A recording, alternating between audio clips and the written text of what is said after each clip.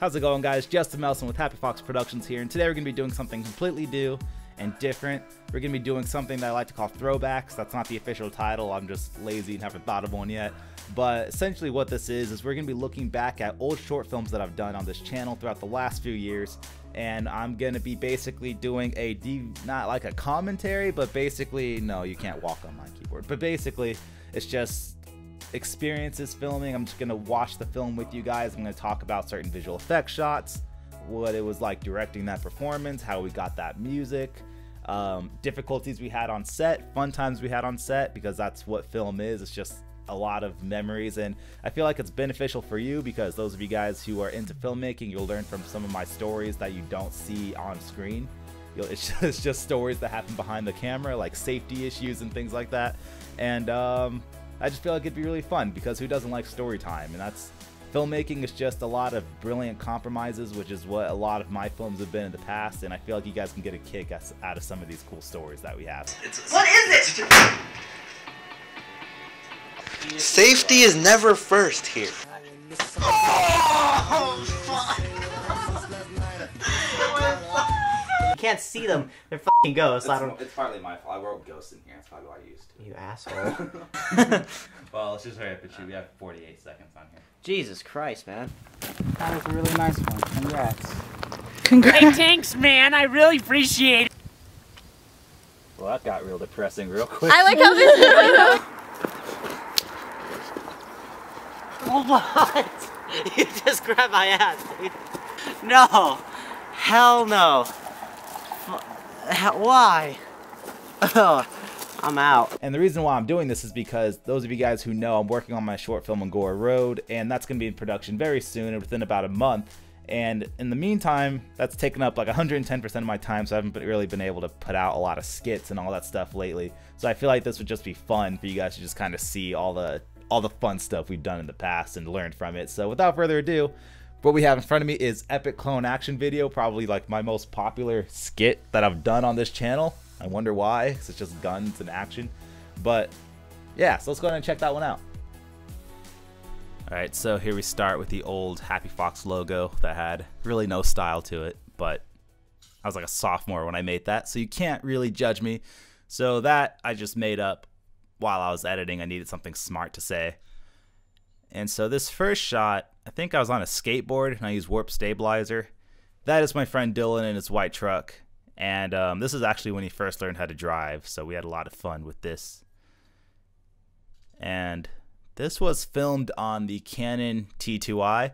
Now, as you can see, a lot of this is just sound design of just him getting out because the filming wasn't all that great, and you could tell it's just prop weapons. But as you could tell by the way he's holding the gun, he has no gun handling experience. And this was just very, like, of course, unscripted. So you got that Dark Knight Rises poster in the background with Bane. Yeah, so we just needed a reason for him to get in the house, and he obviously doesn't have the gun experience. So we're just like, all right, just get in the house, look around, because, you know, I guess you live here and there's a war going on or something. We didn't really think of a backstory. And he goes in the fridge, gets a water bottle, because I don't know why we had him do that. Oh, because, let me see. Oh, we needed a reason for him to look out the window. So he looks over here. This is like filmed on the Canon 51.8. Okay, so this shot actually had a lot of questions on how we did this, which is panning and having a bunch of clones.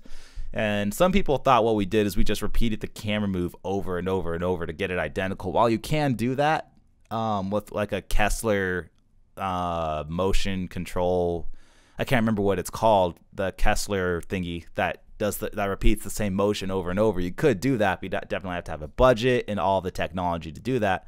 And this is just junior year Justin and Dylan, so we just shot this on a T2i. So what we did is I just filmed him probably once, like in the corner. He just jumped over the fence or the gate or the bricks, whatever those are, and I just did a camera move. So I just panned knowing where all the clones would be, and then what I did is I would just film each one static on a tripod, And then this is actually very simple. I would just go in Mocha, do a 2D planner track, and then I would just stitch all the different plates onto the panning tripod shot. So it looks like the camera is moving with all of them standing there, but really the camera only moved once, and then they're just all tracked into the camera move, if that makes any sense.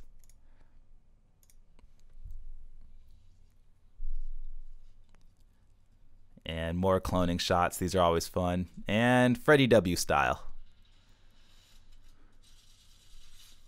And the blood was obviously way too red, but you can't, you know, I wasn't really, I didn't know what blood looked like, so you can't blame me for that. Well, you can blame it all on me. But so basically the way we did this shot, if I could get it to pause, is, so I would film basically the door, just nothing happening, and then I would do a quick whip pan over to the main actor, and then I would just film him firing the gun, and, you know, looked pretty cool. And then what I would do is I would just put the camera on a tripod and film him coming out of this door, and then I would just stitch that shot onto the original pan shot. And then, of course, composite all the muzzle flashes and everything. This was a lot of fun to do. And then with that was cool because I was able to, I'm going to turn this down. I was able to use, I found out a way to use my tripod as a steady cam or a glide cam because I didn't have any of that equipment back then.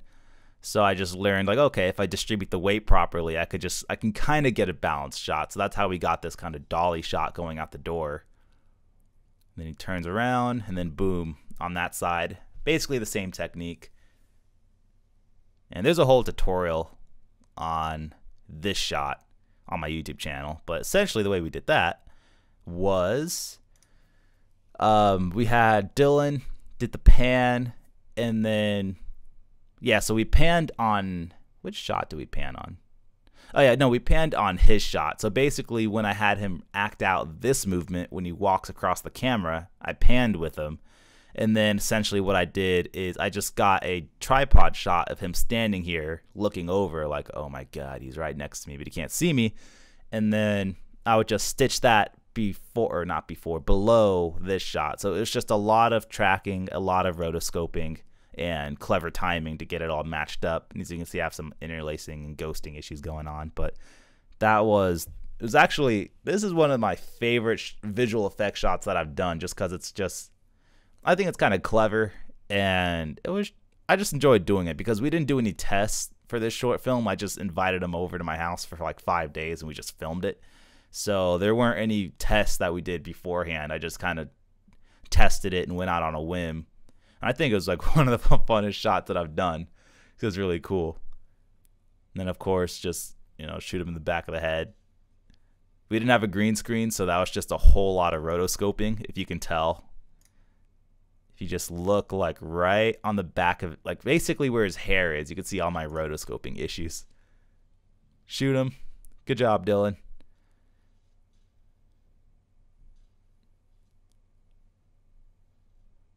And that was the fastest reload ever because we played too much Call of Duty. And okay, so there's a lot happening here. Basically, this looks like it would have been filmed really quickly, but this took us 5 days to film. And the reason is because we joke around a lot. It was really fun. But so besides all the basic compositing, the way we pulled off this shot is I just put the camera like right next to the gun, filmed him firing at the wall, and then again I would put the camera on a tripod and then stitch those elements onto the tripod shot basically. Or no, that doesn't make sense. I would basically film the gun handheld, and then I'd put the camera on a tripod and film them all dying, and then I'll take that tripod shot and stitch it onto the handheld shot, is what I'm trying to say. And it was really fun to do. But the fun thing for this was the sound design, because I got to use the District 9 soundtrack. Obviously, it's copyrighted, so I'm not making any money off of this video, but I think it was the best soundtrack to fit this piece.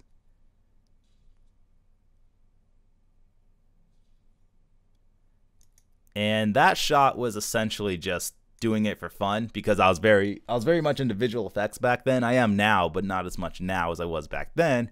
And I was just like, oh, I want to do like a rotating type of, I don't know, bullet time effect.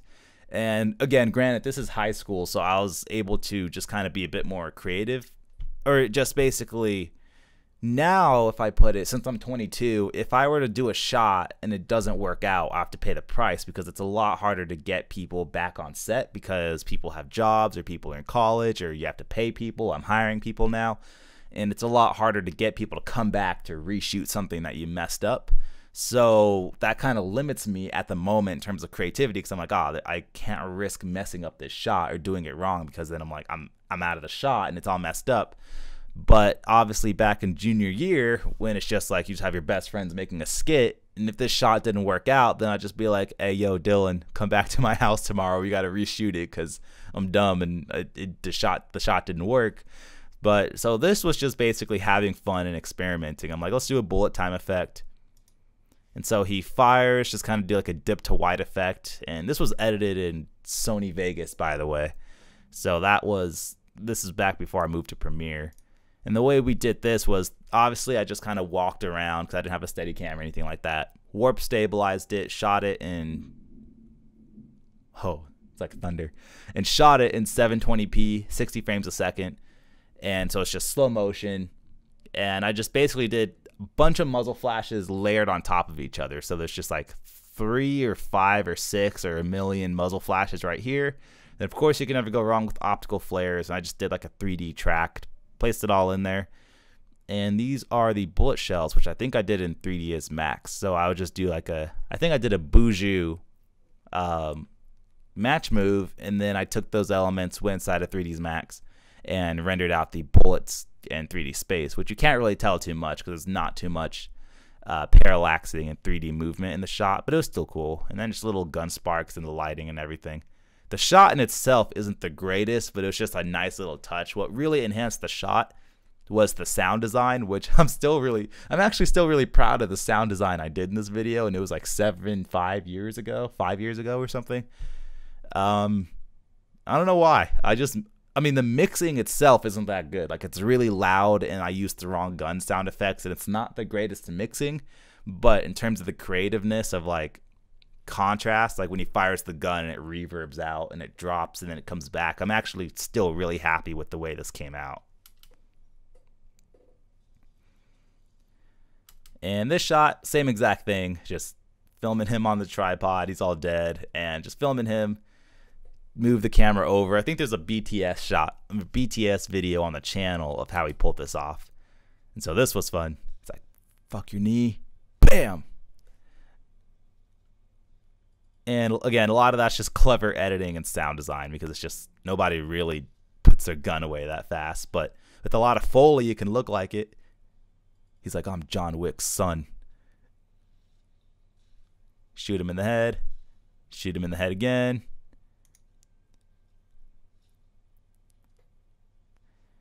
And actually right here, he was supposed to shoot another guy.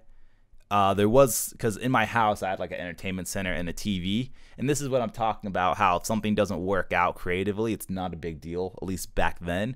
And so we did this fancy shot where he shoots this guy, and then the camera like whip pans to him dying, which it just didn't fit with the pacing of the video. And the compositing just didn't look that good. It was like really it just looked rushed and not that good, at least to my standards back then. So I just basically made it look like he clicked empty. So basically he was supposed to be shooting him right here, and he goes to reload, but I was like, no, I just edit it in a funny way where it looks like he just drops it. And so I think that worked out really good. It helped with the